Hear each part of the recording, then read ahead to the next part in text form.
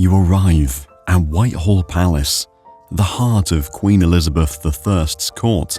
The air is thick with the scent of burning tallow and rosewater, and every eye follows you, but no one speaks. Do you belong here? With no explanation and no guide, you're thrust into a world of whispers and danger.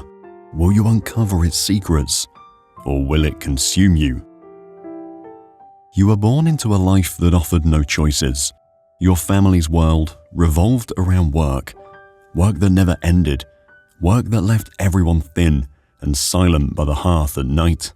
Your mother's hands were cracked and raw, scrubbing and boiling laundry at the manor house so the mistress could have spotless linens. Your father's back was bent from years of turning soil, digging ditches, and hauling stones. Winters were long, barley soup was thin, and you learned quickly that survival depended on being invisible, quiet, obedient, and fast to act. By 10 years old, your hands were as busy as theirs.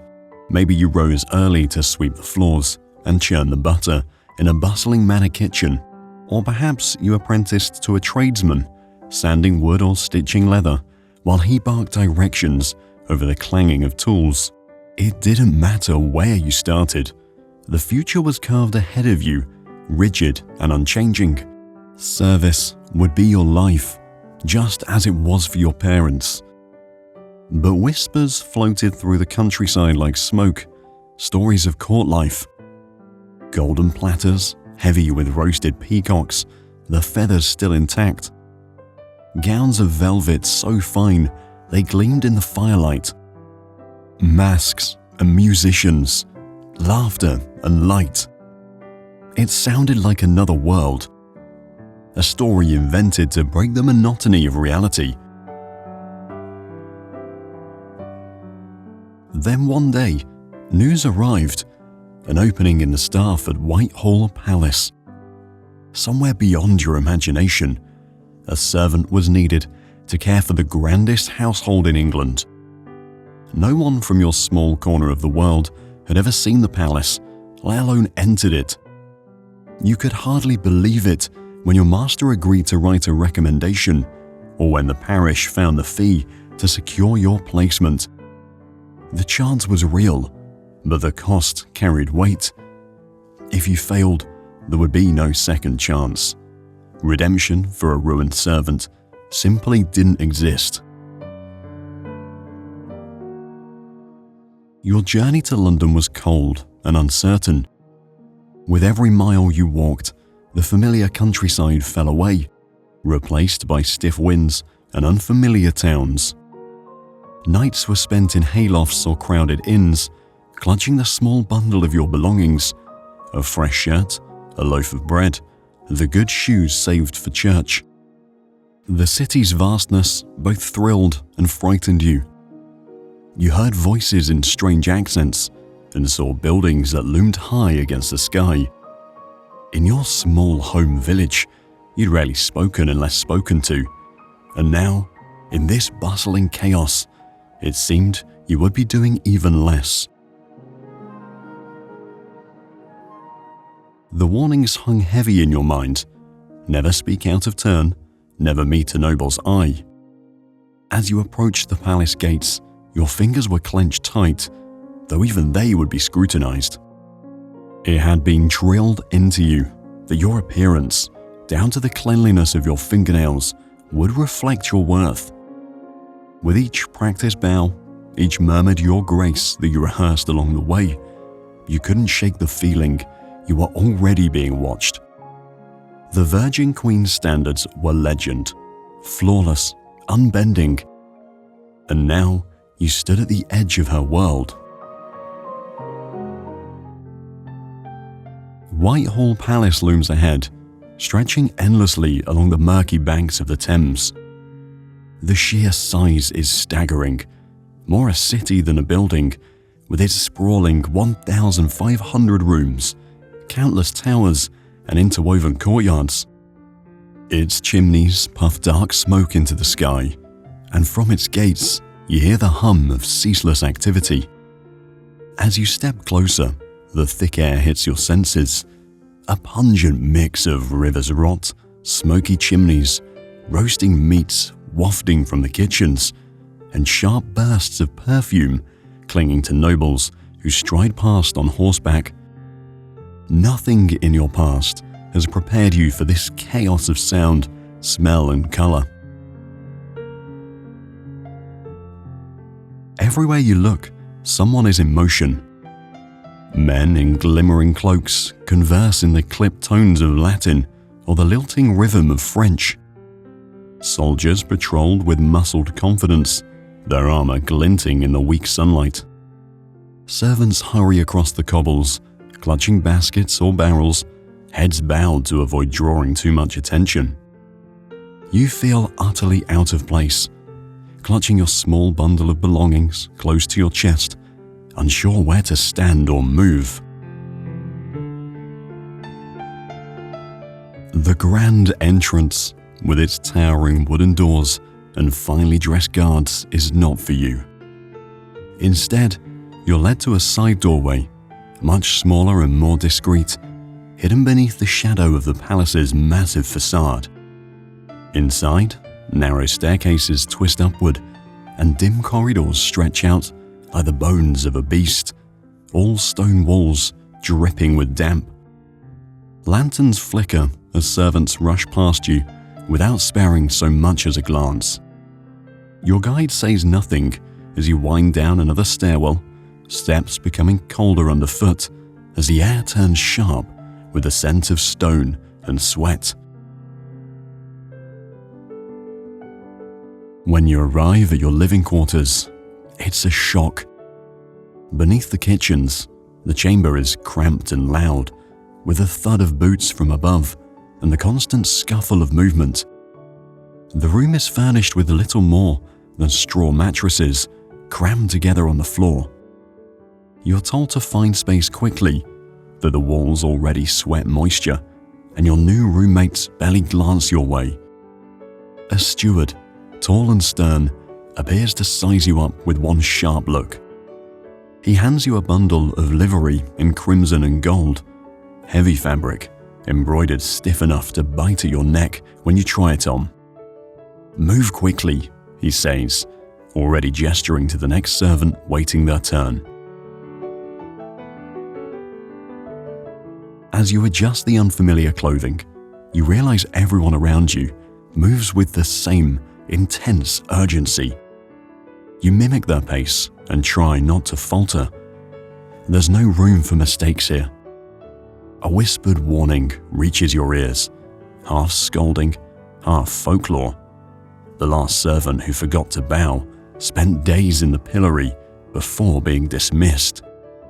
Whether it's true or not, you don't care to find out.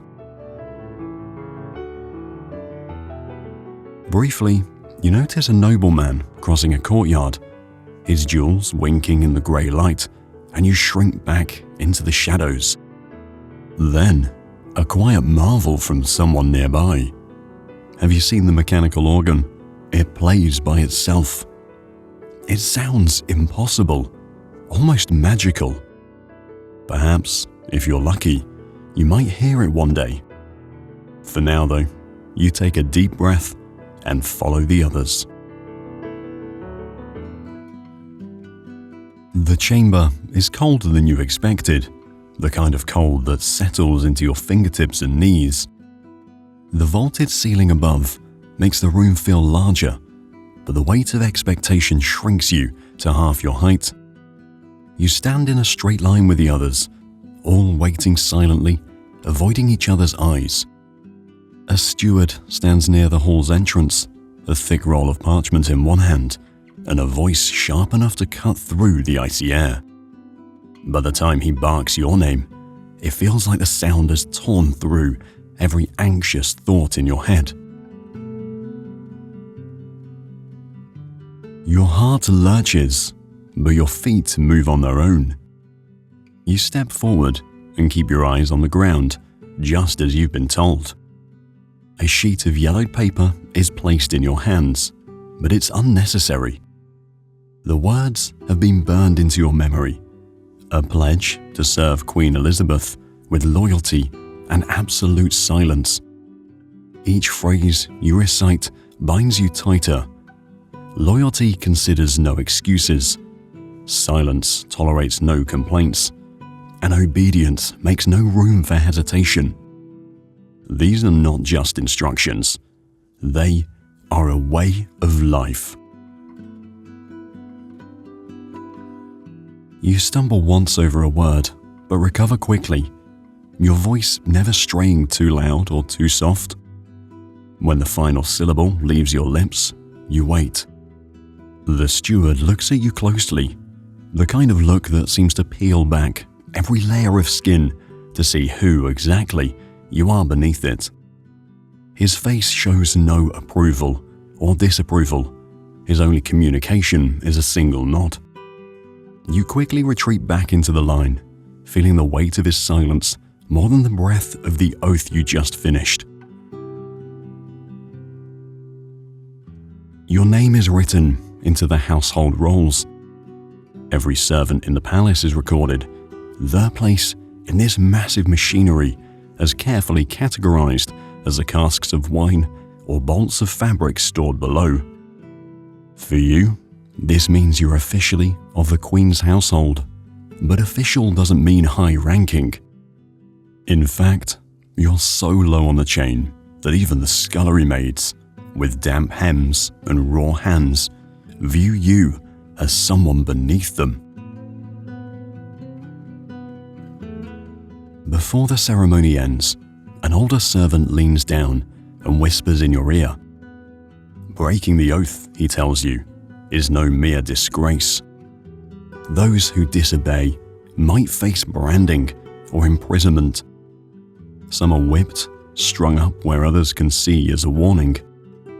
The boy who tried to run off last year, no one speaks of him anymore, but the implication is clear. He didn't run far. To mark your place as an official servant, you're handed a token, a ribbon to tie to your sleeve, stamped with the Tudor rose of the Virgin Queen. This is your proof that you belong here, though the token's weight feels more like a reminder. It signals that, from this moment on, you are not your own. Whitehall Palace will feed and clothe you, but it will demand everything in return. A final fact sticks with you as you're dismissed. Every servant here, whether sweeping ashes or standing at the Queen's elbow, has sworn the same oath. Even if they serve for just one grand occasion, there is no exception. Your first full day in the palace begins before dawn. A senior servant, a man with a shaved head and a face like hardened leather, gathers the newest arrivals and leads you through the endless stone corridors. There's no paper list, no written rules to memorize. Everything is spoken aloud, hurriedly and at once. You must keep up. When the rules begin, you realize quickly that they aren't just instructions. They're a set of survival tactics for navigating this world of power and punishment. The first lesson? Walk softly. Your feet must land without a sound, as though you glide instead of step. Loud footsteps are reserved for nobles, and anything else is a sign of someone who doesn't belong. The senior servant demonstrates, and it's unnerving how little noise he makes, even on the polished wood floors. You quickly mimic his gait, desperate to avoid the sharp tone of correction that falls on those who fail. Then come lessons on where to be and where not to be. You're told to avoid palace windows unless cleaning them.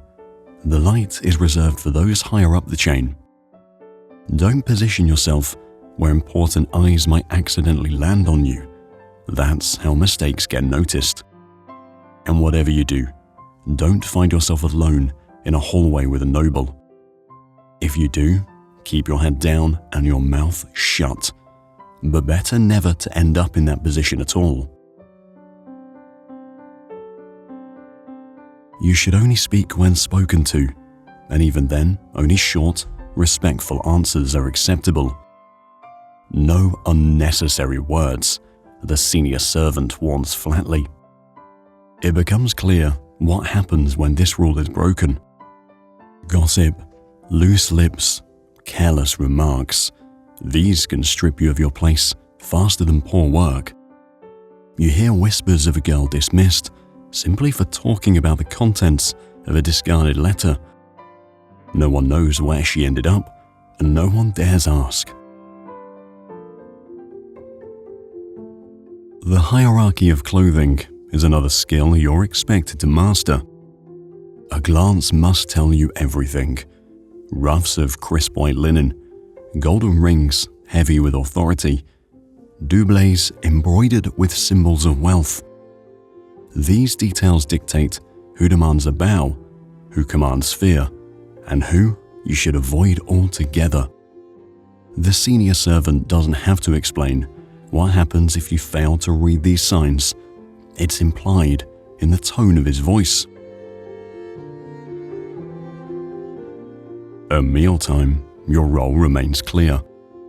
You'll eat only when permitted, and only after your betters are finished. Food for servants is cold by the time it reaches your hands, but you don't complain. Gratefulness is part of the unspoken rules. The last lesson strikes deeply. Even the direction of your bow matters. Always face the Queen from your left side, never your right. Stories circulate of servants dismissed over such a mistake.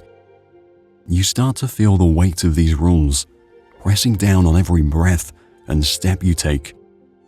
One error could be your last. The sound arrives first, a sudden, brassy command from the trumpets. The notes slice through the stillness of the corridor. Somewhere in the distance, heels strike marble in perfect rhythm, followed by the soft shuffle of velvet and silk swishing against the floors. The air fills with a new smell, rosewater mingled with incense, so potent it makes your stomach turn.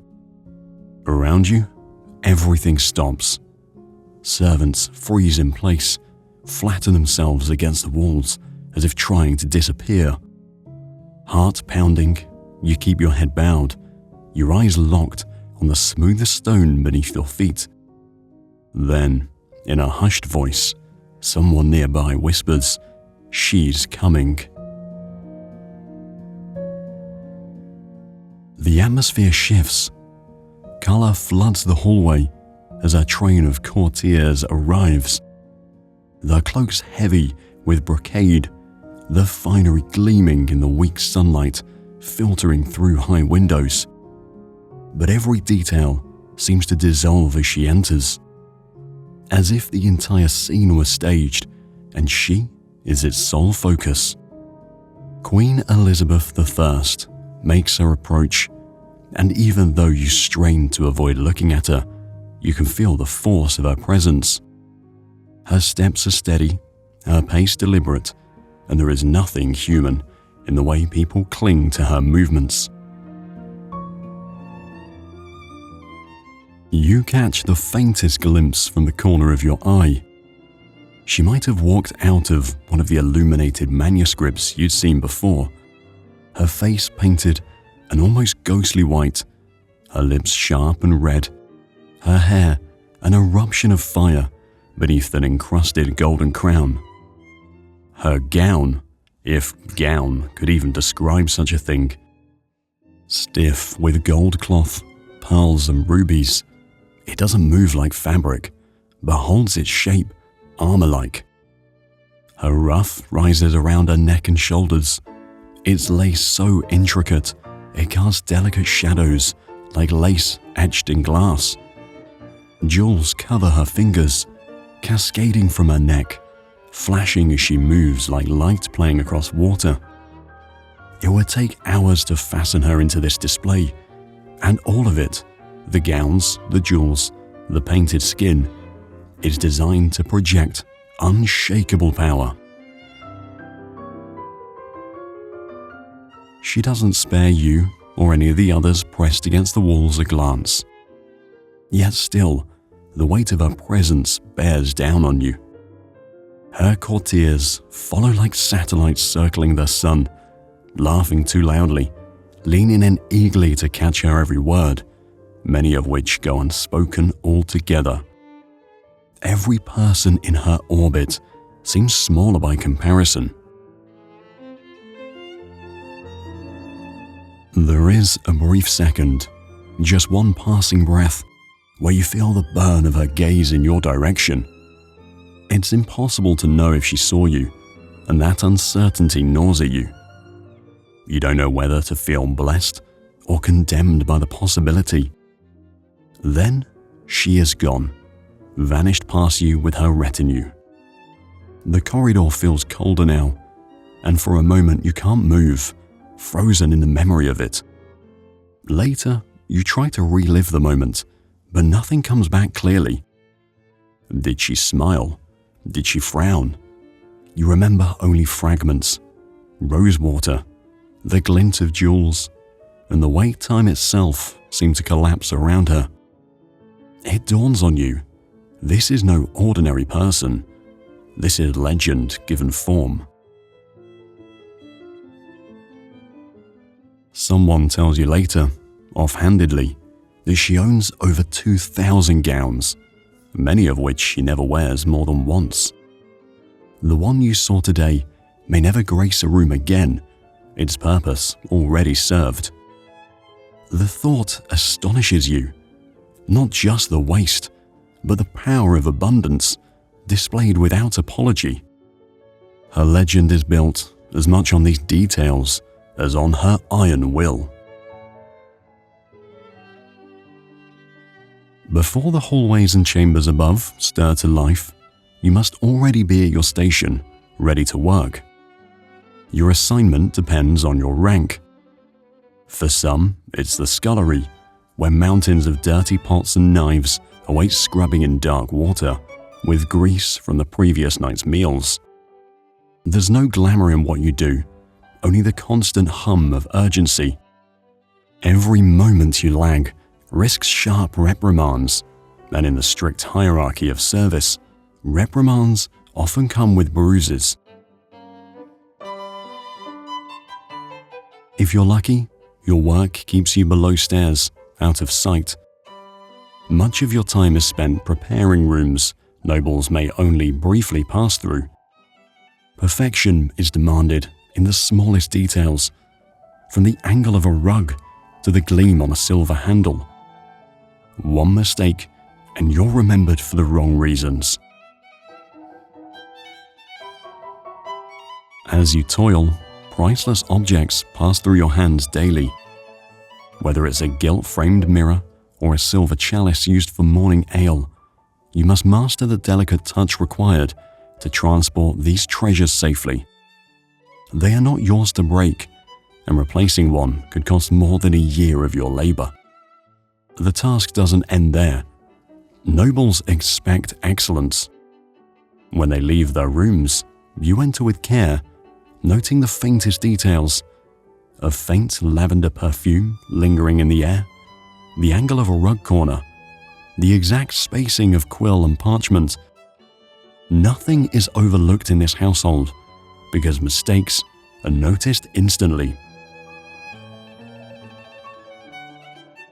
You keep a cloth tucked into your sleeve at all times, ready to smooth over errors before they're seen.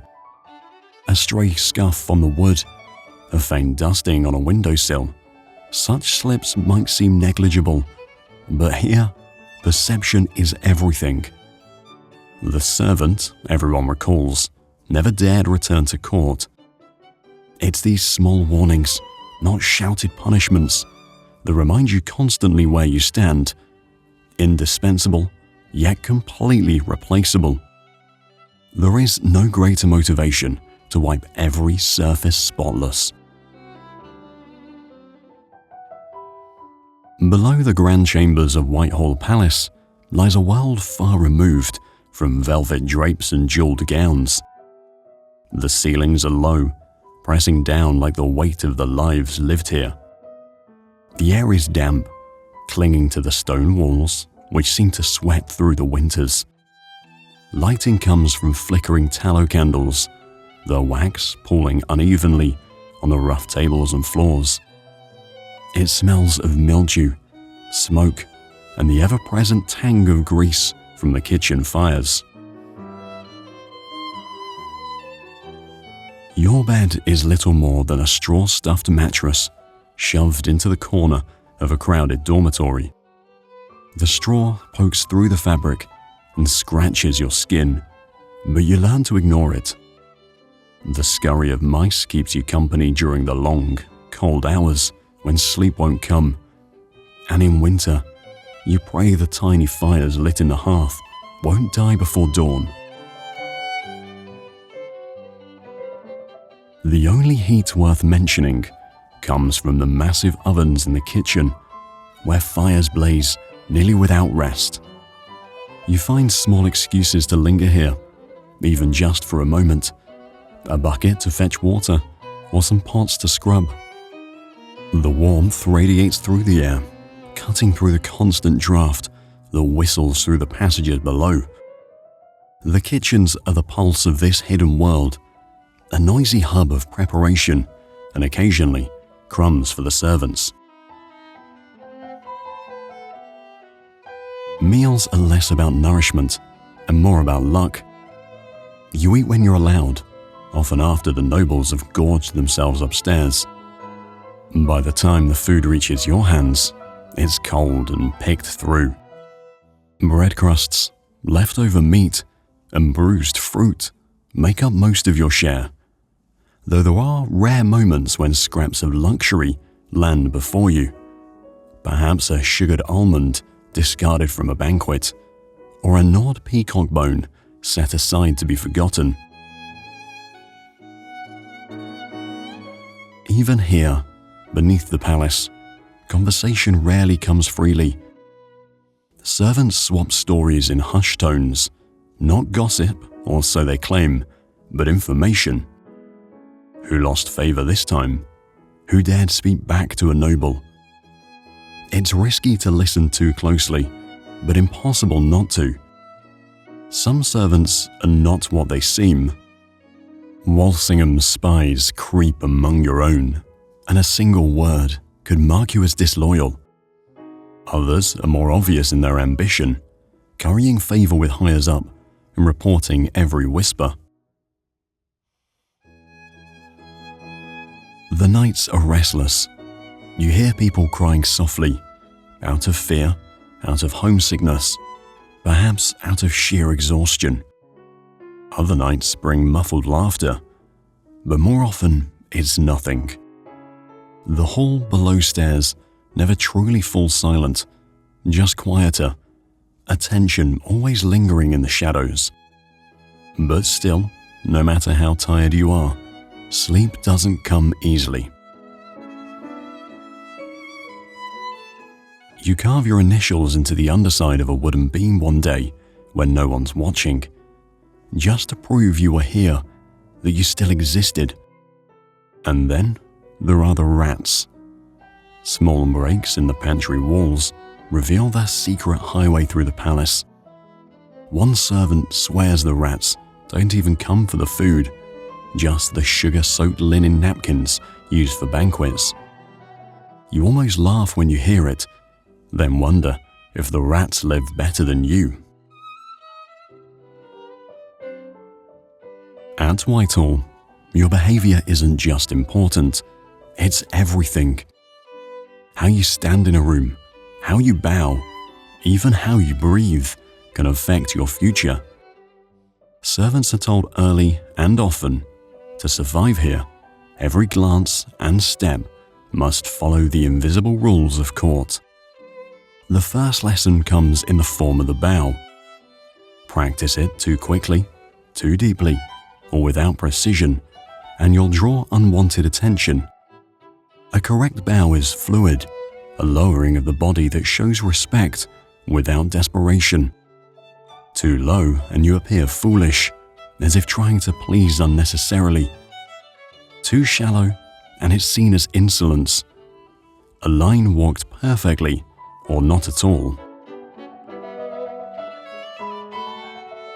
You're strictly forbidden from turning your back on any noble. If you must leave a room, you do so walking backward. Slowly, quietly, eyes down, hands clasped to your waist. No sudden movements. It's harder than you imagined. In an emergency, the instinct is to turn and flee, but that would mark you instantly as untrained, or worse, uncivilized. Nobles expect perfection, not humanity. You learn quickly that sitting is a privilege, not a right. Most servants remain standing for hours during their shifts.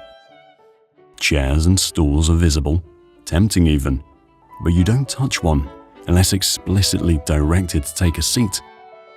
The legs in your body ache at the end of each day, standing stiff in corners while waiting for orders, sharpening your patience to survive the hours ahead. Entering a noble's room requires its own sequence of ritual. You knock once, no answer, you back away. Interrupting them mid-conversation or unannounced is seen as a greater offense than clumsiness. While they sit surrounded by silks and tapestries, you quietly make beds, adjust curtains, or smooth out wrinkles they haven't noticed. Everything must be immaculate before you leave again in reverse silence. Dining, even as a servant, is no respite for etiquette. In fact, it becomes a point of endless drills. Forks, knives, chalices, and plates all have precise placements that must be memorized. Pour too quickly, spill even a drop of wine, and failure shadows over hours of preparation. You catch whispers that a minor gravy stain at a banquet once saw a servant sent packing. Beyond tasks, you're constantly in the shadow of the Queen herself. One strange rule: watch how often you blink. Excessive blinking is said to reflect boredom or deceit. Such visible habits can end a career faster than clumsiness. Every day, you sharpen yourself to fit into this world, as unforgiving as it is glittering. Before the sun breaks the horizon, you are already awake, shivering as you tug on your worn linens. A summons has come. Your assignment today is to the royal chapel. The bells begin their mournful toll as you make your way through the still, silent palace. Your boots echo harshly against the stone floors, the sound swallowed quickly in the vast halls. You tighten your pace, gripping your cleaning cloth with frozen fingers, knowing this task is both an honor and a test. Servants can wait years for a chance like this. When you step into the chapel, you feel its weight immediately. The air is heavy with a scent of beeswax and faint incense lingering from the day before. The vaulted ceiling climbs impossibly high, laced with gilded carvings that shimmer faintly in the flickering candlelight. Sunlight hasn't yet touched this space, but already it feels alive, as if 1,000 prayers and whispered fears have soaked into every corner of stone and wood. As you move deeper, you steal a glance upward. The Queen's private gallery rises above the pews, elevated high enough to remind everyone where power resides. Delicate wooden lattice screens the space, the carvings so intricate, it's hard to believe human hands created them. Through the gaps, You see just enough to know this gallery isn't for worship alone. It's a vantage point, a throne within a house of God. She can watch unseen from above, commanding the space without ever needing to step onto the cold marble floor where you stand. Your task is simple, but the stakes feel enormous. Perhaps you light the candles, carefully positioning the wicks so each flame burns evenly. Or you polish the pews, leaning your weight into each stroke of the cloth to restore a dull wood into something gleaming. Or you stand silently at the back wall, prepared to assist at a moment's notice, though no one will likely call for you unless something goes terribly wrong. In this sacred space, obedience is prayer enough. When the choir begins, it feels as though the air itself vibrates. Boys' voices rise in perfect harmony, filling the chapel with Latin verses you don't fully understand.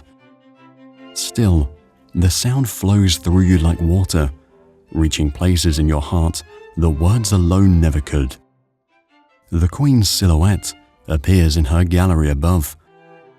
The air shifts, heads bow lower, shoulders stiffen, and the room feels impossibly heavier. Even her stillness demands reverence. She watches everything, a presence both divine and human, her gaze as piercing as any sermon. The priest's voice resounds, speaking not only of faith but loyalty. Treason and sin abound tightly in Elizabeth's world. The pulpit reinforces more than salvation. The weight of every word feels deliberate, both hopeful and threatening.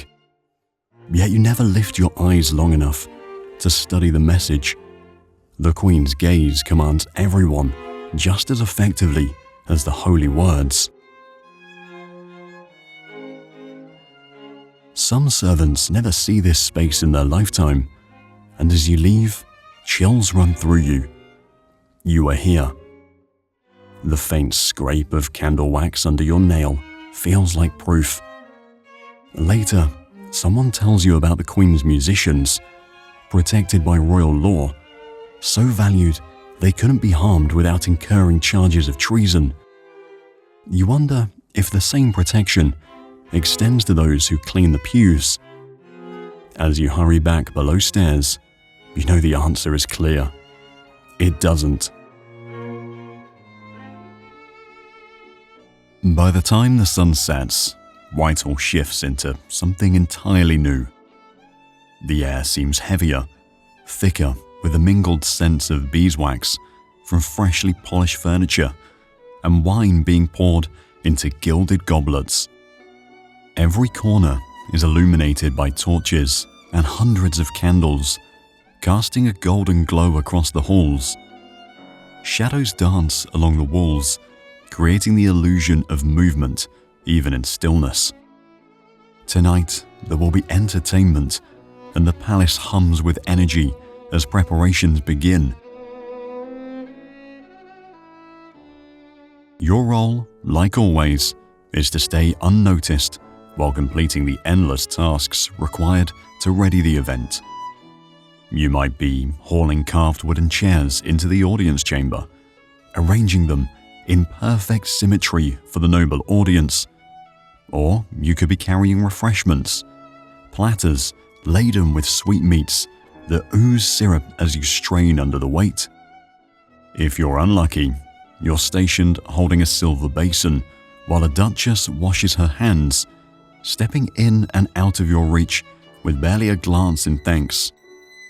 Whatever you're assigned, your job is to keep moving, no matter how your tired body protests. As the final touches come together, you sneak small glimpses of the performers preparing in the wings. Minstrels tune their lutes with practiced care, plucking strings and adjusting the pitch with fingers that seem impossibly precise. The jesters, draped in ragged costumes, stretch and practice tumbles, their bells jingling faintly, even though no one laughs yet. Actors pull at the collars of their velvet costumes, rehearsing their lines in hurried whispers, most likely from elaborate masks, written to flatter the Queen. Flattery always matters here, and even the scripts are tailored to hold hidden compliments or subtle nods to Elizabeth's supremacy. The nobles begin to arrive in waves, loud and quick, with chatter that fills the chamber. You can't help but observe them as you work, taking note of every exaggerated laugh, every overly enthusiastic toast. They perform for each other as much as they do for the Queen. Their lives seem as much a game of theatre as a performance they've gathered to watch. When the Queen finally enters, the room goes silent. Every face turns toward her, and every movement halts. In that one moment, the weight of her presence is undeniable. If she smiles, the entire mood of the evening lightens, and suddenly the room feels alive. If she frowns, even the most skilled performers falter in their rhythm. Every note, every line, every bow hinges on a reaction. The performances are breathtaking. Dances are choreographed with a precision that mirrors battle formations, every step bursting with intentionality. Plays unfold that touch on themes of power, loyalty, and betrayal, thinly veiled but dangerously specific. You wonder silently if these pointed moments are meant for someone in the audience, knowing well that the court has a language of its own, spoken through implication rather than words. Sometimes the nobles themselves step into the limelight. A countess stands to recite a poem, every line soaked with layered meaning, while a high-born lord risks juggling daggers for applause. The Queen's pleasure dictates everything, and every moment feels like a gamble. None of it includes you, of course. You're merely a shadow, slipping between the edges, picking up dropped lace gloves, refilling forgotten goblets, and dodging the lurching steps of nobles gone drunk on sweet wine. When the night finally ends and the torches are extinguished, your work continues. Some of the others begin sweeping, but you aren't leaving until every candle is snuffed. The wax clings to your fingers, blistering and sticky, but you keep going. It's only when the final flame sputters out that you allow yourself to retreat into the deeper shadows below stairs. Later, you'll hear whispers that Queen Elizabeth herself sometimes acted in these masks, portraying goddesses like Estrella or Diana. You can almost see it, her stepping forward, not just claiming the performance, but claiming the power behind the role for herself. The palace is alive with chaos. Hours before the banquet begins, the kitchens blaze with heat as 3 roaring fires glow beneath roasting spit. Spit boys take turns slowly cranking iron rods, each one bearing the weight of an entire boar. The air is thick with smoke and the sense of melting fat, which clings to your skin and clothes. Cooks hover over bubbling cauldrons, shouting commands over the roaring fires and banging copper pots with impatience. One scullery boy earns a sharp slap for letting soot blacken the golden crust of a royal pasty. Everywhere there's movement, hands rolling dough, knives slicing through mountains of herbs, and trays being loaded with delicacies you scarcely recognize. Your assignment keeps you in either the steamy chaos of the kitchen or rushing between the pantry and the Great Hall. If you're in the pantry, you carry trenchers loaded with prepared food. clusters of sugared grapes and candied quinces, sweetened almonds stacked precariously on silver platters, and roasted peacock nestled inside its own gilded feathers, dyed saffron gold for dramatic effect. The weight of the dishes strains your arms, but the true test is carrying platters shaped into edible spectacles, pies molded into the shape of castles, or stuffed with decorative surprises. One tray teeters in your hands, and panic rises. Dropping it would be unthinkable, yet the fear makes your fingers tighten and your steps falter. In the Great Hall, precision rules every movement. Stewards bark instructions as goblets are polished until they shine like mirrors, their surfaces checked under torchlight for stray fingerprints or smudges. Napkins are folded into elaborate shapes and placed with exact spacing, alongside gold-handled knives and silver forks. Everything must align as though measured with rulers, from the angle of the plates to the arrangement of the candlesticks. The hall itself smells of beeswax and orange blossom as servants wipe every surface, hands cold from the effort. You take note of every detail because the slightest imperfection could insult a noble guest. Before the guests arrive, you rehearse your part. Serving a banquet isn't just about strength, it's a choreographed dance. You learn how each rank is to be served in precise order, how to step silently, and where to stand so you're invisible until needed. You're shown how to pour wine, always steady, never rushed, and reminded to avoid spilling even a single drop. Your hands shake nervously as you go through the motions, but failure isn't an option. The Queen herself might watch, and her scrutiny is the sharpest. As the nobles begin to file in, high collars and jewels reflecting candlelight, the scent of roasted almonds fills the air. You stand hidden behind a tapestry, heart racing. When your cue comes to emerge, you walk carefully, carrying a tray worth your year's wages. The Queen watches everything, her gaze leaving no movement unchecked. When she raises her cup, you step forward as rehearsed, wine pitcher steady in your hands.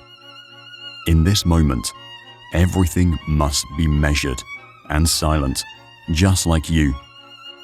Later, you hear a tale in the kitchen. One dish, an oversized pie, was never meant to be eaten at all. It was cut open to release live birds, fluttering out in a display meant only to entertain. Even the food here is a game of spectacle. The first rule you learn at court is to avoid being noticed. But here, that seems impossible. The nobles move through Whitehall like lords of a strange and dangerous jungle. They are as quick to ignore you as they are to trap you in their sights. Their moods are unpredictable, their intentions unreadable, and their power is absolute. One day, you carry a bundle of linens through a narrow corridor, your eyes focused on the ground. You don't see the figure sweeping toward you until it's too late. A baroness in a gown so wide it nearly brushes both walls. You freeze, bow deeply, and stay frozen as she stares down at you. She says nothing. The silence stretches. Each second feels heavier than the bundle in your arms. When she finally glides past, your forehead is damp with sweat. Another time, a young lord spots you and stops in the middle of the hall. He asks your name, not kindly, but as though testing a blade for sharpness.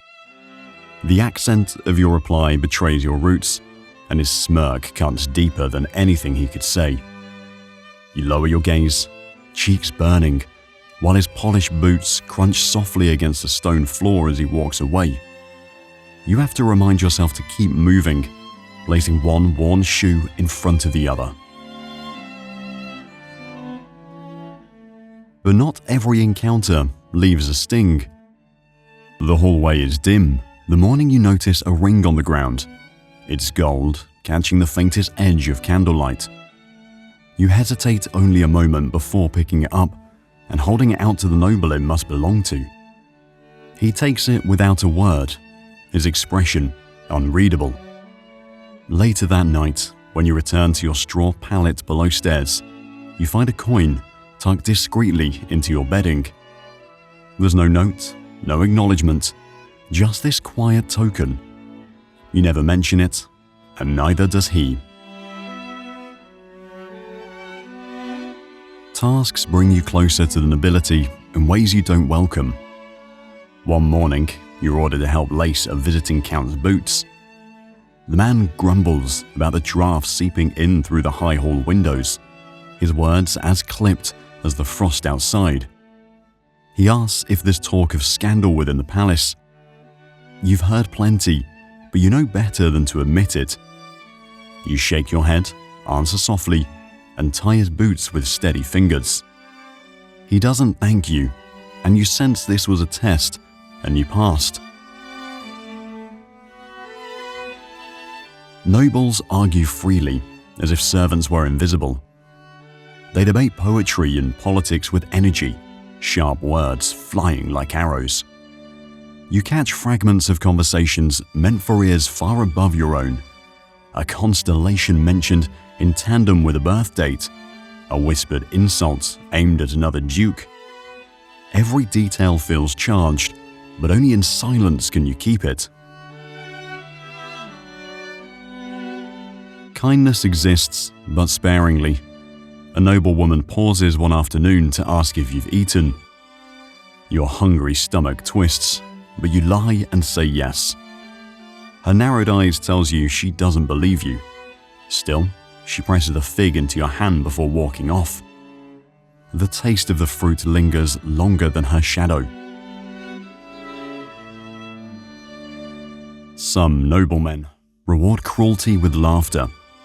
Titles and silk doesn't guarantee softness.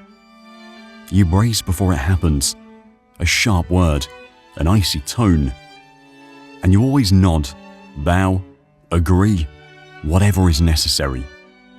You survive by staying useful but unmemorable, like furniture that blends with the walls. Occasionally you hear about servants chosen as favorites. It's the closest anyone of your kind comes to influence. But the price and the secrets demanded make you wonder whether such trust is truly a gift. The palace feels like a world divided in two. Above stairs there's laughter, music, and the glitter of candles reflected in polished silver. Below stairs, shadows stretch long, and voices are muffled. But it's in the spaces between that the real life of Whitehall happens. The corridors, the narrow passages, the forgotten stairwells, these places breathe secrets.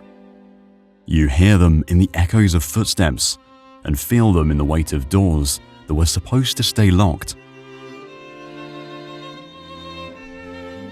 You quickly memorize the labyrinth beneath the palace, the servants' routes designed to keep you hidden from noble sightlines. Stone staircases that spiral up into storage attics, twisting paths that cut across wings and lead to silent chambers. Some are so narrow, your shoulders brush against stone. You learn which passages the nobles ignore and which ones they seem to know all too well. A shortcut from the kitchen to the Great Hall becomes your lifeline during frantic mornings. But at night, the same corridor feels haunted by unseen eyes. Every whisper is a clue. Lords speak in low voices behind tapestry hangings, their words clipped but clear. You catch enough to understand. They're not speaking of lands or titles, but of leverage, of debts owed, and promises broken. Maids speak less openly, in fragmented murmurs about missing letters or strange looks from the Queen's men. You glance up when these stories flicker past your ears, careful not to let your interest show. No one trusts ears out of place. Not here. One night, a strange sight stops you cold. A nobleman in plain clothes slips through a side door, his steps quiet against the stone. He doesn't belong here, not dressed like that, not moving so deliberately. His eyes meet yours for an instant. Without a word, he nods, not in greeting, but acknowledgement, like you're part of the setting. You look down at once and pretend your task is urgent. The sound of his fading steps stays with you long after he vanishes. You start noticing strange details. Candles left burning when no one is working, doors half open that are usually bolted shut, scraps of paper stuck in places too obvious to be forgotten. One morning, as you carry linens through a hallway, a folded letter drops from a noble's cloak. You pick it up instinctively. It's heavy for its size, the paper creased and stained. The single word written on the outside, "Traitor," makes your breath catch. You return it without reading any further, handing it back silently. The noble's face is like stone as he takes it, but his gaze lingers. It's not gratitude, it's something else. 2 maids vanish within the same week, dismissed without cause. You hear whispers from the others. One said the wrong thing to the wrong person. The details are murky, but the result is sharp. Their names aren't spoken aloud again. You begin to weigh your own words carefully, testing each one in your mind before letting it escape your mouth. Reckless talk is a game only fools play. Not every secret belongs to someone else. In a forgotten pantry, behind loose stones that seem too heavy to move, you find a small iron key, tarnished from time and damp. It doesn't fit any door or chest that you know of, but you keep it anyway, just in case. You hear a rumor, passed like contraband among the servants. The palace was designed with hollow walls.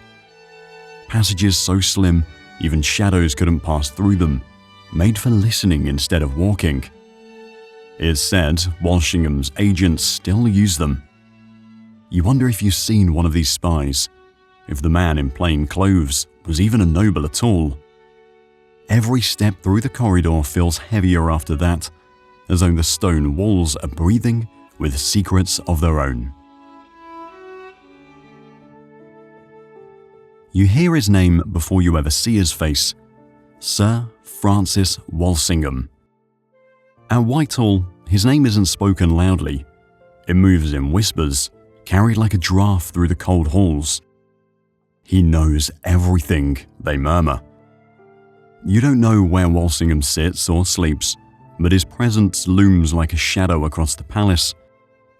No matter where you go, it feels as though you're stepping across threads of a web he's spun. When you finally see him, it's nothing like you expect. There's no crimson velvet or gleaming gold. Walsingham walks past you in an unadorned black doulet, his boots clean but unremarkable. His gaze doesn't flicker toward you. You mean nothing, but somehow it feels as though he's seen through you entirely. His pace is measured, his posture deliberate, as though the silence around him is intentional. The air seems colder when he's near. When he's gone, you wonder how a man so ordinary in appearance could hold the court in such unrelenting fear. You begin to look at the people around you. Perhaps it's paranoia, or perhaps it's simply survival, but you can't stop wondering, who else sees beneath the skin of this palace? The other footboys, the quiet scribes, the scullery maid who never smiles. All of them could have their own unseen masters. The more you watch, the more you notice things you hadn't before. The maid polishing the banister at night lingers near council doors just a little too long. The page who delivers letters seems to vanish for stretches of time, reappearing with an unsettling ease. The palace churns with rumours, notes found in the chamber pots, chests forced open while still locked, nobles escorted from the dining hall mid-meal. No one explains, no one dares to. Whispers claim Walsingham's network reaches beyond Whitehall. Priests, merchants, soldiers, and even mummers all serve as informants, blending into the tapestry of everyday life. You stop smiling at strangers. That jester who cracked a joke last week, was it just humour? Or was he watching your reaction, testing you for weakness? Every word feels heavier in your mouth now, weighed down by doubt. Even religion becomes dangerous. You're told early, never mention it, not even casually. A careless opinion could tether you to something or someone you wish you hadn't crossed. One passing remark about mass or scripture, the wrong word at the wrong time, and suddenly you're beneath the invisible lens of men like Walsingham. You witness small acts that confirm your growing unease. A steward, once lively, keeps his face turned away and refuses conversation. A letter burns behind the stables. The page, lighting it, nods at you like nothing happened. You never bring up what you saw. The question dies in your throat because you don't want to know the answer. At night, your dreams are riddled with eyes, watching from corners, windows, or places you didn't know existed. Even when dawn comes, the weight of those stares lingers, pulling you into every day with the same silent fear. You learn that no one escapes Walsingham's gaze for long. Maybe not even you.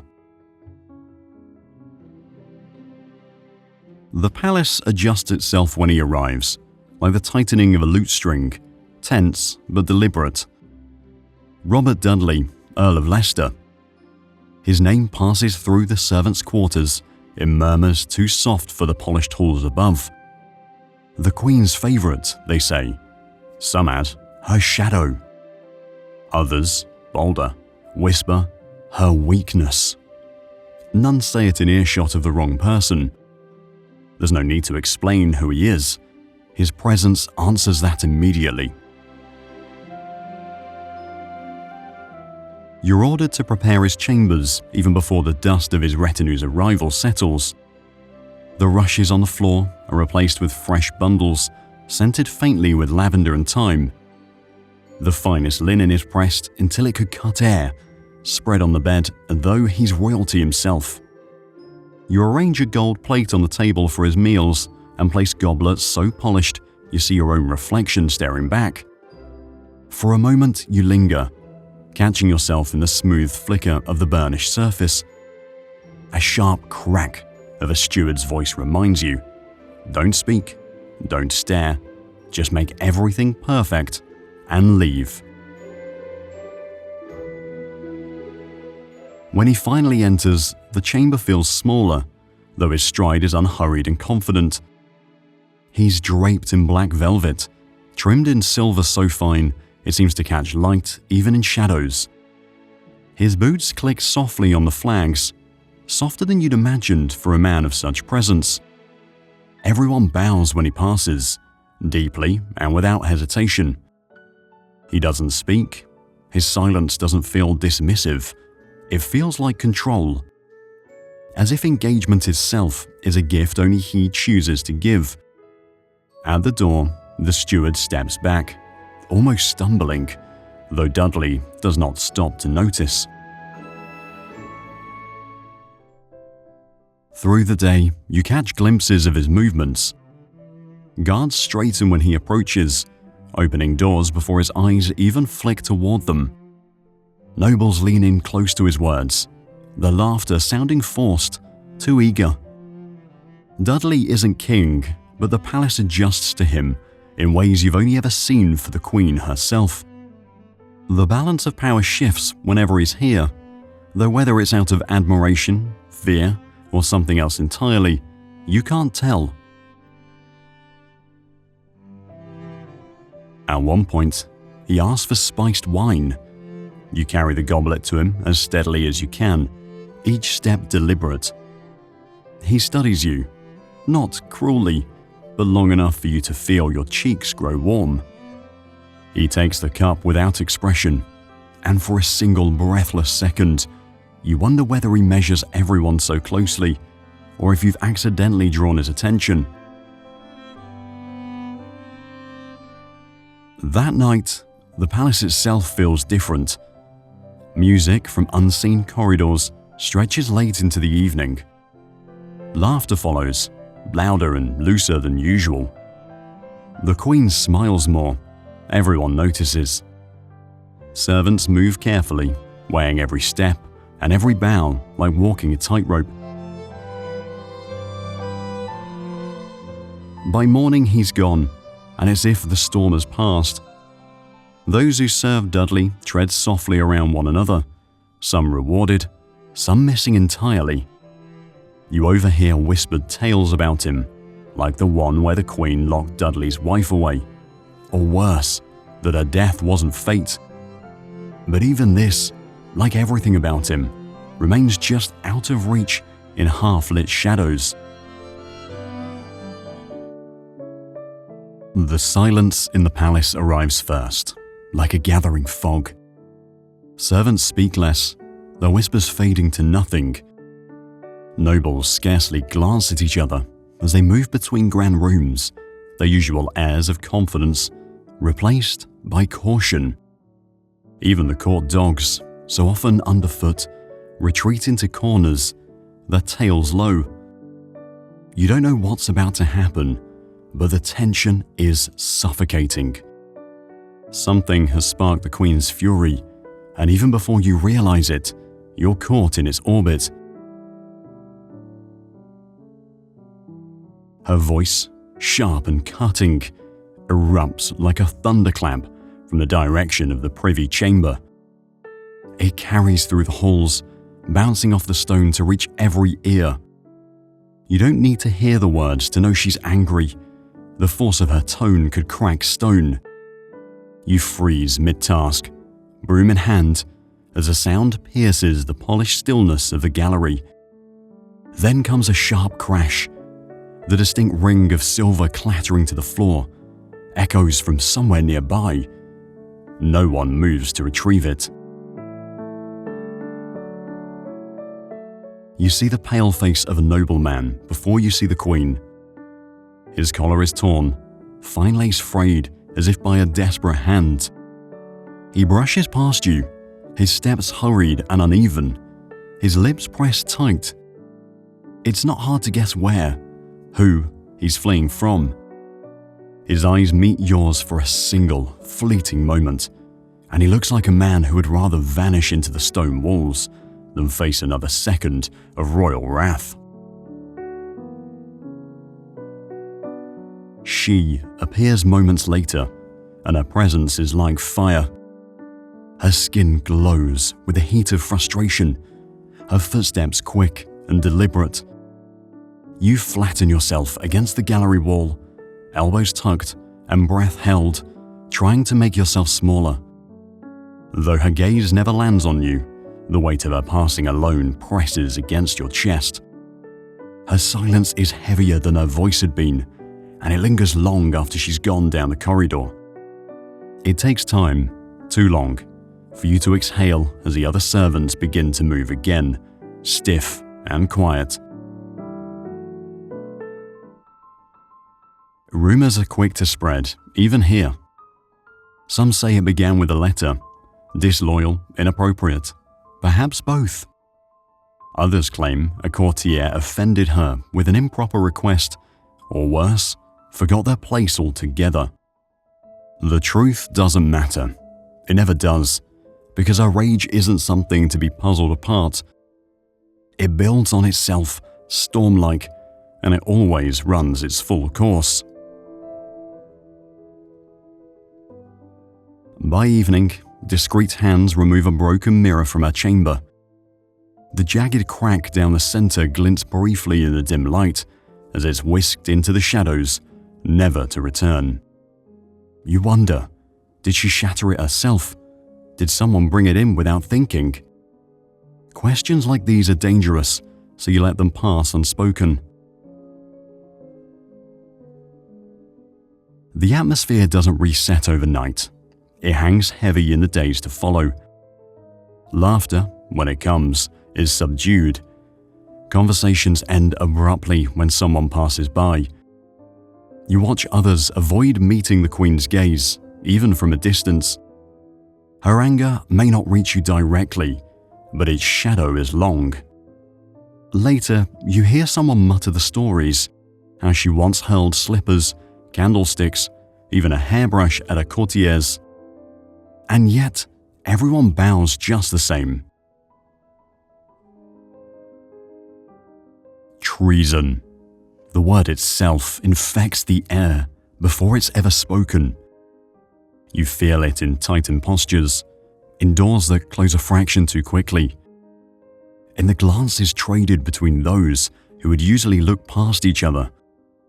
The change is subtle but unmistakable, as though the palace itself is holding its breath. Something is wrong. Whispers start in the kitchen, clinging to the corners like steam from the boiling pots. A letter intercepted, a priest arrested, a noble's name uttered in the wrong company. These scraps of information tumble into one word passed from ear to ear: treason. And not for the first time. You say nothing, you can't, but you listen harder. Everyone does. Even laughter, when it comes, feels suppressed, quieter than it used to be, as though it's become an unwelcome intrusion. The steward gives you a curt instruction as you scrub a stair railing. Report anything unusual. He doesn't elaborate, and you dare not ask, though your pulse quickens. His order is met with a nod, but afterward you feel a prickle over your shoulder, as if unseen eyes are already watching. What counts as unusual? A forgotten word? A misplaced object? The question crawls under your skin, tangled with the unspoken expectation that failing to notice something might be worse than reporting the wrong thing. During breakfast the next day, the tension snaps. A noblewoman is taken from the table without explanation. It happens quietly, but the absence leaves a hollow in the room. Her maid is found weeping in the gallery later, but words are as tightly guarded as tears are not. By midday, the noblewoman's bedchamber is sealed, guarded by men with faces like stone. No one suggests what she's accused of. No one has to. Outside, behind the stables, you stumble upon a page clutching a rosary hard enough to leave indentations on his palm. His face is pale beneath the grime of his duties, and though his lips part as if to speak, they close again without a sound.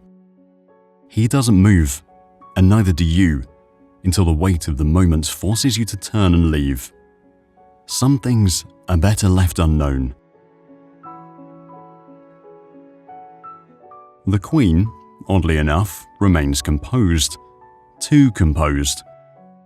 That night, she hosts a masque, and the halls shimmer with opulence, music, and smiling courtiers. Yet the tension beneath the revelry is impossible to miss. It clings to you as you work, like a second skin. Walsingham's men appear more frequently now, materializing without warning. They examine letters, inspect corners, and move with a focus that suggests they already know something you don't. You sleep fitfully, your dreams thick with shapes that almost resemble faces. Footsteps in the corridor wake you more than once, each sound weighing heavier than it should.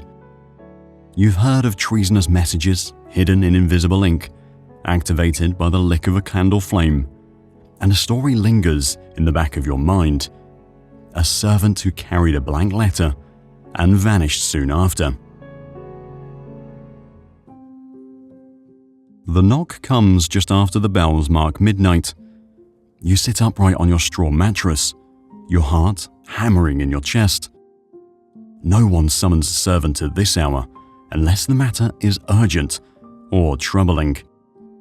The faint sound of footsteps fades down the corridor, but the presence outside your door feels heavy, waiting. You hesitate, swallowing hard, before whispering a shaky, "Yes?"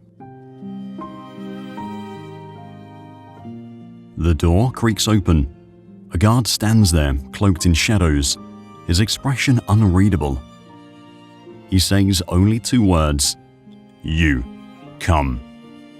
His command is as sharp as the chill of the night air. You scramble to dress quickly, fumbling with the worn laces of your livery. Your fingers feel useless, trembling in the dim torchlight. The guard doesn't speak again. He doesn't need to. His gaze pushes you into motion. The corridor is deathly quiet. Your boots echo against the cold stone floor, and you find yourself suddenly aware of every step you take, the sound growing louder and louder in the stillness. You realize you're being led through halls you've never walked before. The stretches of stone feel unfamiliar, the turns unfamiliar, each door past a mystery. These passages are different, more polished yet somehow far darker. You pass a row of portraits, their painted eyes following you as you move. The flicker of the distant candlelight makes them seem almost alive. You look away. Finally, you stop in front of a door, plain and unmarked, unlike the grand thresholds you're used to seeing. The guard gestures for you to enter without a word. The moment you step inside, you feel the shift in the room. It's small, bare, with stone-cold walls.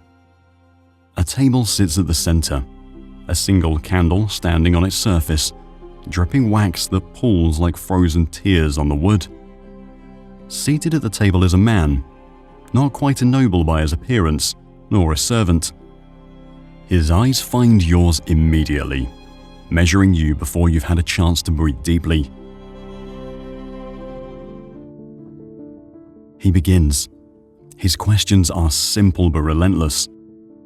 Where were you yesterday? Who did you speak to? Did you see anything? His tone is calm, almost polite, as though the answers themselves matter less than the way you deliver them. You answer carefully, truthfully, not daring to misstep. Every word feels fragile, balanced between too much and not enough. He doesn't interrupt, but his gaze never wavers. You wonder if he's searching for lies, or if it's your fear that he's gauging. When at last he nods, you feel your knees nearly give out. He says only go. No explanation follows, no reassurance or reprimand. You stumble back through the door, the guard already waiting to escort you away. The corridor is no less silent on your way out, but it feels heavier, as though the walls now carry something they didn't before. You return to your straw mattress just before dawn, but you don't sleep. How could you?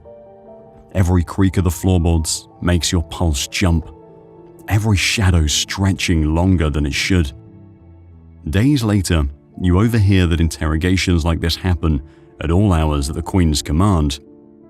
Even servants are summoned, not out of guilt, but to test what they don't realize they know. The palace hums with tension, alive with murmurs that stick in the air like smoke. The name on everyone's lips is the same, though few dare to say it louder than a whisper. Mary, Queen of Scots. You hear it in fragments, around halves, in the kitchens, exchanged between servants, sweeping opposite ends of the same hallway. She is a queen, they say, a prisoner, and now on trial for treason. The idea gnaws at the edges of your mind. Royal blood, judged like a common criminal. It doesn't seem possible, yet the gravity around you feels proof enough. You spend the morning polishing silver for a feast that seems poised to choke those who attend. The nobles walk stiffly, their faces drawn into tight masks that betray little, but you notice how their conversations stop when others pass by. Even the Queen seems different. She has ordered the day to proceed as normal, yet her silence weighs heavier than any decree. Her face remains carefully unreadable, but the edge in her gaze is unmistakably razor-sharp. While carrying out errands, you pass a chamber where a heated discussion ripples through the thick wood of the door. You catch words, scattered and clipped, but one voice carries clearer than the rest: Sir Francis Walsingham. Despite the restraint in his tone, its precision feels deadly. Behind that door, decisions are being shaped, not just about Mary, but about the future itself. You don't linger long enough to hear more. Hanging around such places runs risks you've already learned not to take. Later, a fellow servant leans close as you refill a pitcher in the kitchens. They say she plotted to have the Queen killed, he says, voice low, eyes darting. Mary, accused of murder. The idea chills you, true or not. What does it mean for Elizabeth if she condemns another monarch? There's no decision here without consequence. The Queen's power must remain unshaken, but the prospect of sentencing Mary tightens the strings that hold her court together: law, fear, and the fragile fabric of honor. In the gallery, a passing courtier mutters words that stay with you long after he's gone. If a queen can be tried, none of us are safe. The statement sinks deep. A monarch is meant to stand above reproach, untouchable by the world's pettier forces. If Mary can fall, what does safety mean for anyone below her station? The thought lingers as you move through the palace, carrying trays and listening, always listening. Rumors filter down from higher circles. Some claim Mary wept openly in the courtroom, her emotions laid bare before her enemies. Others insist she carried herself with cold defiance, regal, even in chains of velvet. You aren't there to see it for yourself, but you imagine the way she must hold her head, dignity fighting against the crushing weight of her circumstances. Elizabeth herself does not attend the trial. Yet as you move from hall to hall, you can feel her there, everywhere and nowhere at once. Her chosen men speak with her voice, enforce her presence. It feels as though she watches through them, pulling the strings, ensuring her awareness stretches to every observable corner of both courtroom and palace. Days later, you overhear a fact that startles you. When Elizabeth signed Mary's death warrant, she later claimed she hadn't fully authorized its delivery. The courier responsible for carrying it out was punished for his efficiency, though what truly played out behind closed doors remains unclear. These tangled threads of power and decision weave the fabric of your world. You're close enough to observe the pattern, yet it still traps you in its folds. The note comes to you without warning. A servant, someone whose name you barely know, presses it into your hand with such precision that no one around takes notice. There are no words exchanged, just a glance, sharp, hurried, and then they're gone, disappearing into the endless maze of Whitehall corridors. Your heart jumps as you clasp the folded paper tightly, hiding it in the sleeve of your livery. Nothing good comes from carrying a message like this, and in the pit of your stomach you know it. Even holding it could cost you everything. You retreat, your pulse hammering with the urge to act, though you still aren't sure what to do.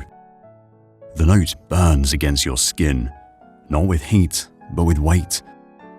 You've overheard enough to know how servants like you can be used to deliver secrets, and how they're just as quickly discarded when those secrets are exposed. Searching for a moment alone, you find an empty storeroom and wedge the door shut behind you. The faintest flicker of torchlight from the hallway leaks beneath the door, illuminating nothing but crates and shadows. It's as quiet a place as you can hope for. You unfold the paper slowly, every movement deliberate, as though someone might be watching even now. The writing is sparse, sharp-edged and cold. A place, a time. No signature, no explanation, just those few precise words. Your knuckles tighten around the edges of the note as you stare at it, searching for meaning. It's not yours. That simple fact makes it more terrifying than anything you can decipher in the ink. The implications race through your mind. Do you deliver it and risk becoming entangled in something larger than you can imagine? Do you destroy it and pray no one ever knows you touched it? Or do you pretend none of this ever happened and carry the weight of the secret in silence?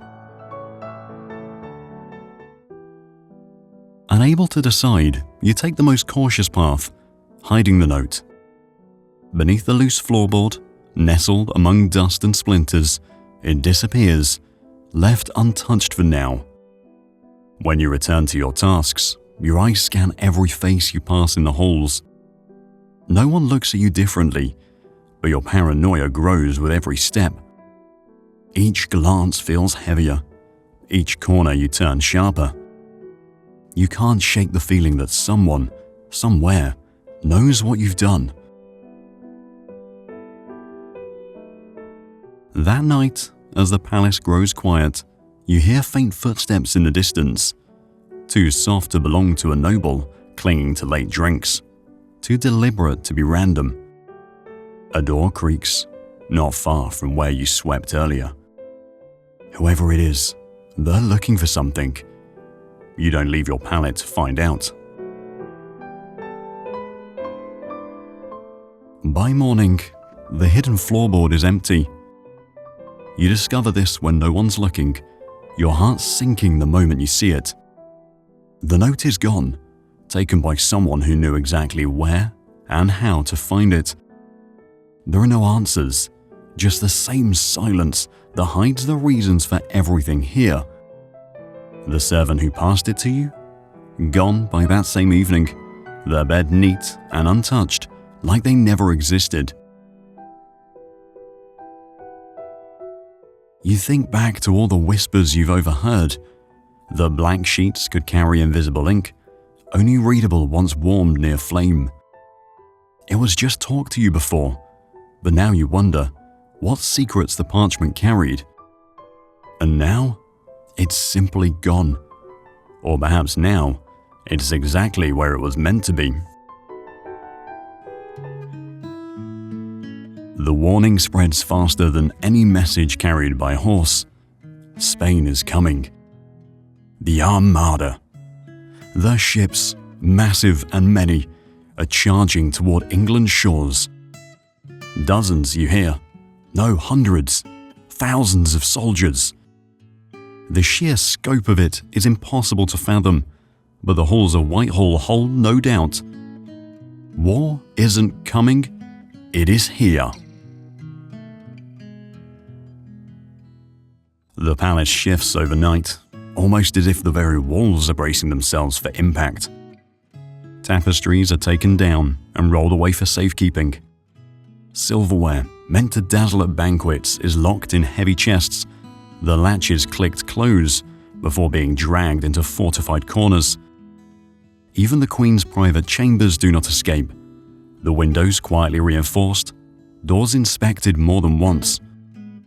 What little of the palace was serene the day before now hums with controlled chaos, each movement tied to preparation. Your tasks come quickly, and they vary as much in purpose as in weight. Some days, you help pack crates with whatever provisions might be needed. Dried meats, salted fish, small pouches of herbs, all counted and recounted before the lids are closed tightly with rope.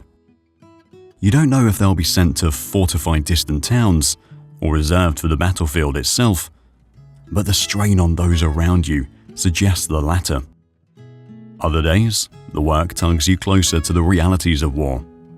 Your hands stick with metallic scent of oil after sharpening blades you aren't allowed to touch in ordinary times. Chainmail is bundled and carried to unseen stores, alongside powder kegs and bundles of arrows. The air smells heavy, iron, sweat, ash, like the early dust of a storm gathering. Messengers become a constant presence, galloping into Whitehall at all hours, their cloaks spattered with mud and rain. They whisper brief reports before spinning back onto their horses, too pressed by urgency to pause. You're told not to meet their eyes, not to watch them too closely, but you do anyway. Their exhaustion betrays the weight of whatever news they carry, and for everything left unsaid by their lips, their faces say plenty. The nobles argue in tight, tense circles, their voices low but sharp. You pass by and hear references to foreign alliances, to fire ships floating out to meet the Armada, and to Calais, always Calais. Among their muttered talks and half-hearted prayers, fragmented as though even divine intervention feels unsteady in the face of what's coming. News of the Queen spreads as though she herself rides through the walls. She stands before her troops in armor, gleaming in the dim morning light, not as a ruler bound to velvet, but as a monarch of unbending will. You're not there, but soldiers return to the palace carrying her spirit. The words she spoke at Tilbury reach you secondhand, repeated over and over until they might as well be carved into stone. The storms that batter the Armada's ships never reach Whitehall. Still, you watch the skies every day, waiting for sails to appear where they never do. The waiting is the worst, each second stretched taut, every sound magnified. You sleep with your livery folded beside your straw mattress, ready in case the palace echoes with the alarm of an enemy landing. When news of the defeat reaches Whitehall, it washes through the palace quickly, but with quiet triumph. The wind, they say, carried fate. You later learn that the Queen herself had ships built and outfitted from her own treasury, even selling her prized jewels. Afterward, a medal was struck, God blew, and they were scattered. You never see one with your own eyes, but the phrase lingers as a whisper, underscoring the invisible threads of loyalty, faith, and fortune that bound this victory. And you were there, in the heart of it, helping weave those threads tighter without ever holding the tapestry itself. The story of Tilbury reaches Whitehall before the dust on the fields has settled. Servants hear it in snippets as they scrub pewter and sweep flagstones, traded like coins among the kitchen maids, the grooms, and even the pages in the shadowed halls. The Queen, dressed not for court but for war, appeared on horseback before the assembled soldiers. They say she wore silver armor over a white gown, a vision more commanding than any man in steel plate. No carriage, no canopy overhead, just her in the open sky. Her presence alone had quieted the clamor of thousands. You imagine the banners rippling in the wind and the sea of soldiers standing shoulder to shoulder, close enough to hear the clash of cannon fire across the channel. They awaited an attack as imminent as thunder after lightning. But she did not flinch. Someone in the kitchens recites her speech with reverence, and you find yourself mouthing the same words. I have the body of a weak and feeble woman, but I have the heart and stomach of a king. Her voice seems to echo through the halls, as though the walls remember it. Even those who've never seen a battlefield feel the weight of her purpose. You glimpse stable hands standing a little straighter, as though the Queen's defiance has reached every crack and crevice of Whitehall. Her scullery maid scrubs harder at a stubborn stain, tears in her eyes as she whispers the words again under her breath. It's not mourning, it's something less fragile, something that feels like courage. That afternoon, nobles returned from Tilbury, boasting about how near they had stood to her. Sitting at long tables in gilded halls, they replay the scene again and again, polishing the story with every retelling. Servants who overheard her speech speak of it like a blessing, as though the day had offered them something holy. Though you didn't wield a sword or bear a musket, her courage fills the palace until even the air seems charged. By evening, the chapel glows with candlelight. A cluster of attendants gathers to whisper their prayers. The words said for her safety carry a new kind of weight tonight. Even the Queen's known enemies seem quieter, uneasy in the face of what she's become. Later you hear a detail that sends chills down your neck. Some soldiers at Tilbury had shed tears when they heard her. Others had taken scraps of her horse's blanket, as if a relic might preserve a piece of her bravery. And despite never leaving the palace, you feel yourself walking a little taller. Whatever happened at Tilbury, it echoes beyond the battlefield. It shakes the walls of Whitehall and stirs something in even the lowest servant. That night, you dream of the clash of swords and the sound of her voice rising above them. The bells wake you before dawn, their clang wild and unrelenting. At first, your heart leaps with dread, convinced the invasion has begun. But as the sound spreads and rises, filling every corridor and chamber, the truth becomes clear. Victory! The Spanish Armada has failed. You stumble into the hallway, still tying your laces, and find chaos, but not the kind born of disaster. Nobles, their silks hastily donned, laugh and clasp hands. Fellow servants embrace in relief. One of the guards leans against a stone wall, wiping tears from his face with an unsteady hand. You've never seen Whitehall like this, not even on feast days. The air hums with freedom, and it moves through every soul no matter their station. Later in the morning, she appears. The Queen. This time she wears no armor, but gold, her gown shimmering like beaten sunlight, There are no sighs, no sharp words, only her triumphant smile as she steps into the great hall. The court doesn't wait for permission to celebrate her. Cheers rise so loud they could shake the very beams of the palace. From your place by the wall, you see her turn ever so slightly to acknowledge her people's joy. She doesn't shout commands, she doesn't raise a goblet for a toast. Yet her presence alone feels fuller than any decree. Banners unfurl from the highest balconies, their colours bleeding into every corner of the court. Crimson for power, white for grace, royal blue for loyalty. You're tasked with tying one above the Queen's gallery, a high honour for a lowly servant. As the fabric trembles in your hands, you catch faint strains of music beginning below, a lute warming up, then another.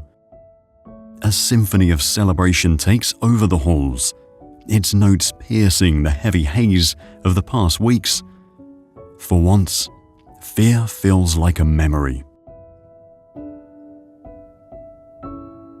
The kitchens become a kingdom of their own as food pours onto the trestle tables.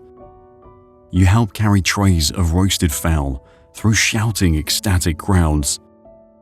There are sweet pies bursting with plums, apples soaked in golden honey, and ale that flows faster than it can be poured. A nobleman tosses a coin your way as you pass, and as it clinks to the floor, several hands reach out. You can't remember the last time you laughed this freely, but laughter sweeps everyone along today. Spies, suspicions, and whispers are forgotten in the merriment. By late evening, fireworks split the sky in fiery streaks. You join a cluster of servants on a rooftop, squinting through the smog of gunpowder. The view is unforgettable, yet it's not the colors above, but the moment that stays with you. The air vibrating with pride, and a kind of shared purpose rarely felt. As the smoke settles, you whisper a prayer.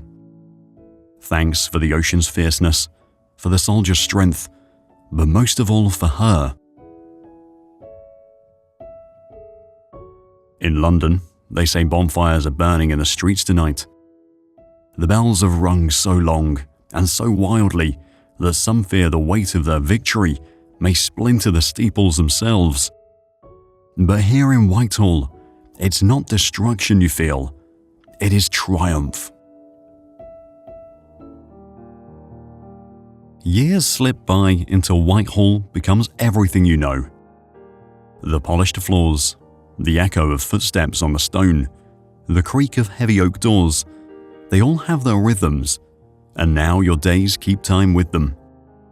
The bells call you before the sun rises, and you don't rest until the last candles in the great hall flicker out. Your back aches from carrying trays and lifting basins. Your palms are calloused from scrubbing silver, but your hands move with a precision you never imagined when you first arrived. There's a quiet respect in it now, every motion deliberate and practiced, like a dance that's only visible to those who understand its steps. New servants arrive, their fear barely hidden beneath wide eyes and stumbling feet. You recognize their desperation not to spill a tray, to avoid the wrath of a steward, to keep their heads lowered when the Queen herself passes. It's the same desperation you had once. They glance at you for guidance, and without realizing it, you teach them. You show the new boy which halls to avoid during a nobleman's temper. You correct a maid's curtsy in the shadows before anyone else notices. You become steady, the person others watch, not the clumsy figure you were when you first stepped into these corridors. The nobles too have learned your face, even if they still don't know your name. A lord grumbles once and calls you reliable.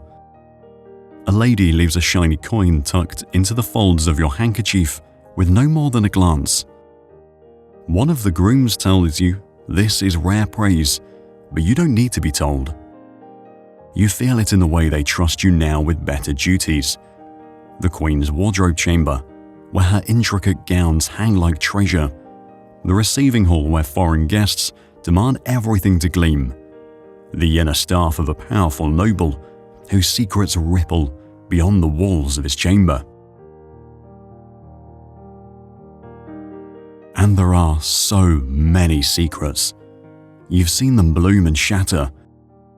A courtier caught whispering in a garden when he thought no one was listening. A noble alliance undone when private letters fell into the wrong hands. The hushed footsteps of lovers escaping a secluded wing before dawn. You have learned not to speak, not even to wonder.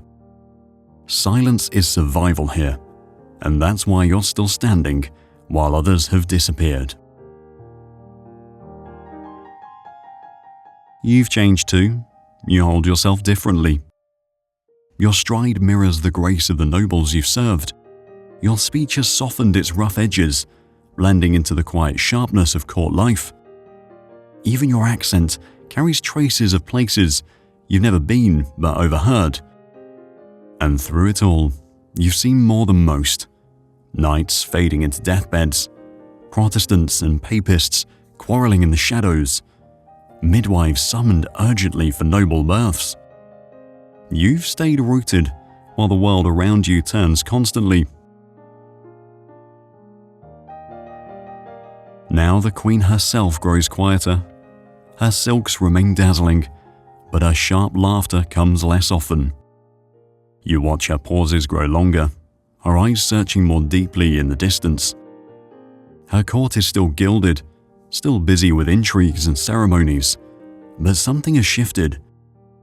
The palace feels colder somehow, as if an invisible frost has begun to creep in. Winter is coming, not yet here but close, just like a servant who has spent decades beneath Whitehall's ceilings can feel its weight pressing down. You've heard the rarest of stories, a whisper from those who served decades longer than others. Some, though few, left with more than memories. A pension, a small piece of land, an actual home. You wonder if those who stayed lived out their days as shadows of the palace itself, forever entwined with its secrets, its triumphs, its echoes. The cold settles over Whitehall earlier than usual this year. Even with the hearths burning from dawn until dusk, the stone walls seem to trap the chill, making it linger in every corner of the palace. Wrapping your shawl tighter, you notice how it clings to you as you work, creeping into your fingers and stiffening your knees. Each climb of the stairs feels heavier now. The tasks that once seemed effortless take time, a lot more than they used to. No one comments though. No one rushes you anymore. Time itself, it seems, has begun to give you room. The palace feels different now, quieter than you ever remember. Music that once spilled out from the great hall seems muted. The laughter that once echoed through the corridors has grown faint, as though swallowed by the years. The Queen herself rarely appears. When she does, it's brief. Her slim figure now carries an added weight, not of indulgence, but of time. Furs drape around her shoulders for warmth even indoors, and you see her move with effort, her bright sharpness slowly yielding to age. You watch the younger servants take the lead in many of the duties you once did blindfolded. Their energy is almost foreign to you now, though they still seek you out. Sometimes it's for guidance, a polite nod for how to arrange linens, or the right way to carry a goblet without spilling a drop. Other times it's simply to help you. They'll carry a bundle you once managed on your own, or offer an arm when the stairs feel steeper than they are.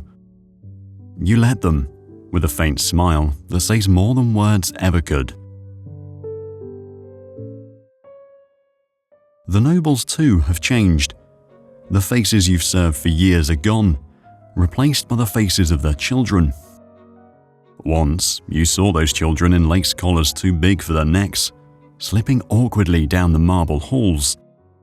Now they wear their father's chains, their mother's rings. Their voices have outgrown youthful chatter, and now carry the weight of titles you thought you'd hear attached to others forever. More often, you find the quiet comfort of the chapel calling to you. Not because you're told to go there, but because it feels like peace. Candles flicker golden light against the cool stones. You light one of them, not because anyone asks, but because it feels right. Your prayers, uncomplicated and quiet, last a little longer now. With each visit, silence becomes a solace. One day, as the cold presses harder, you sit at a window carved from frost. A young servant girl hands you broth. You don't know her name, and yet when she smiles, you find yourself smiling back. The Thames flows in the distance, its surface grey like glass, and your memory travels unbidden to the day you first arrived here. You carry little more than a bundle, full of dreams that seem so distant now. That eager boy is no more, but you, the person you've become, have endured. You're no longer just a cog in the machinery of the palace. The corridors remember your steps, and here and there, so do a few kind souls. And then you learn something that stays heavy with you. The Queen, in these final years, rarely sleeps. They say she fears what dreams might come to her, or the messengers that may wake her from them. At night she stands for hours, lost in thought, even as others beg her to rest. It seems even she cannot escape the weight of the winter settling around Whitehall. The palace has never been this quiet. Not the silence of calm or order, but something heavier. It clings to the air like a gathering storm, pressing down on every step. There's no laughter echoing through the great hall, no music from the chapel, no murmurs of joyous gossip in the courtyards. Even the nobles tread cautiously, moving in whispers. It feels like everyone is holding their breath, waiting for what they won't say, though everyone seems to know. The Queen no longer holds court. The grand audiences, the biting jokes, the sharp comments, all gone. She has withdrawn entirely. You hear the fragments from those who attend her. She refuses her bed, standing for hours despite the toll it takes on a now frail form. Food is brought, but hardly touched. Even comfort becomes a thing she rejects. Some say she knows what approaches. In the kitchens, servants exchange uneasy looks, muttering that she hasn't truly slept in weeks. No one wants to admit it out loud, but the words hover regardless. The end is near. You're sent to the outer chambers surrounding her private rooms. Her innermost spaces are sealed by heavy doors, only open for her closest women. There's little for you to do but polish chairs no one will sit in, and dust-gilded shelves that no one will notice. The work feels hollow, but it's better than standing idle. Courtiers gather in clusters in the halls, their faces drawn. Some clutch prayer books, as if they might hold answers. Others whisper urgently in corners, their words too low to make out. And then there are some who simply sit, eyes rimmed red, waiting without expression. Through a partially open door, you catch a glimpse of her one day. It's brief, just long enough to make your heart sink. She is thinner than you remember, her frame wrapped tightly in heavy robes, even as the fire roars. There's no crown, no jewels, no velvet finery. Her hair, once a symbol of grandeur, falls loose over her shoulders, unkempt. She doesn't move. For the first time, she doesn't look like the monarch who once commanded a kingdom. She looks small, ghostly, and different. As the days passed, there are stories whispered among the staff. They say she speaks to empty spaces, as if holding court with shadows. Some claim she weeps when no one is watching. Others insist she smiles faintly at something unseen. You don't know what to believe anymore. You know only that something is slipping away. And then, one morning, it happens. There are no bells to mark the moment, no hurried steps or shouted orders. Just stillness. A whisper passes through the palace like a draft under the door. The Queen is dead. You sit down where you are, your legs folding beneath you, before you know what's happening. Tears come unbidden, and though you can't remember the last time you allowed yourself to cry, you let them fall. That day, everything stops. No meals are served, no commands are issued. The great palace, always alive with motion and noise, becomes a hollow tomb. You walk the halls as though in a dream, letting your hand trail the cold stone walls. Somehow, she feels present in every room, even as her absence becomes impossible to ignore. Later, you hear the rumor that chills you most. She died holding no one's hand, choosing to sit upright on a pile of cushions rather than lie down. Even in death, it seems, Elizabeth would not be bowed. You fold your livery carefully, smoothing each crease before placing it into your small bundle. It sits next to a worn comb and the ribbon you've kept from your first days in service, a scrap of cloth so faded most would toss it away, but to you, it holds every start of this life. Each item in the bundle feels heavier than it should, not because of its weight, but because of the years pressed into every fiber. You've carried so little all this time, and yet, leaving it behind seems impossible. The palace keeps moving, as it always has. The nobles still call for wine, messages whirl between chambers. The bells still echo periodically through the freezing air, though their tone now carries a strange emptiness. The Queen is gone, and while the walls and tapestries remain, it feels as though her breath can no longer be found in the corridors. Everything is the same, and yet everything has changed. A new reign begins. The colors shift. The faces in power are already transitioning. Even the air seems different, heavy with something unknown. They've told you that you can stay. After all, you've served faithfully for years, and there are always places in the household for experienced hands. But when you look out the window to the frost-covered paths that weave past the gardens, you know your time here has come to an end. You've given your youth to these halls, your silence, your strength, your obedience. There is nothing left to prove. You've lived this life, and more importantly, survived it. The younger servants pass you in hurried strides, their faces anxious and eager, shadows of who you once were.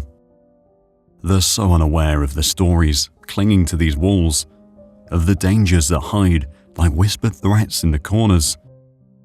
You watch them from the side of the hall, just for a moment, recognizing their nervous energy. You see in them the same hunger and fear you carried when you first arrived, clutching your own bundle and dreaming of what life here might bring.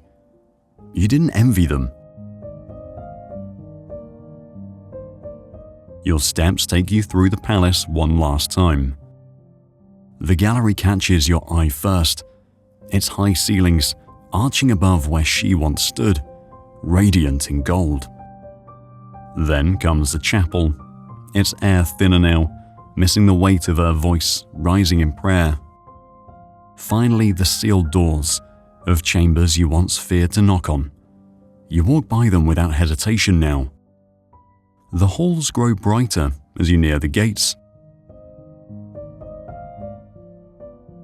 No one stops you on your way out. Some nod in acknowledgement as you pass, but it isn't sadness. A steward clasps your arm briefly, his grip firm but silent. No words are exchanged. The gates open, and for the first time in decades, you step into air that feels earthy and cold, free from the shadows of the palace. It smells sharper, livelier, and the weight on your chest lifts, if only a little. You turn back once. Whitehall rises behind you like a monolith, not just stone and mortar, but a life you've carried. It stands as a testament to years of work, fear, pride, and survival. You don't recognize the person you were when you first arrived, but you're certain you're stronger now. Your steps steady, you walk forward, the future unknown but feared. Later you hear that when Whitehall burned in 1698, only the banqueting house survived. You smile faintly, picturing the gilded hall where you once served and stole glimpses of a queen whose shadow will never truly leave you. Every triumph of Queen Elizabeth I rested on the quiet work of those in the shadows, her servants. They polished silver, prepared feasts, carried secrets, and upheld a court where silence meant survival. Behind the crown was a world built by unseen hands. If you like this video, subscribe for more untold lives from history's greatest moments.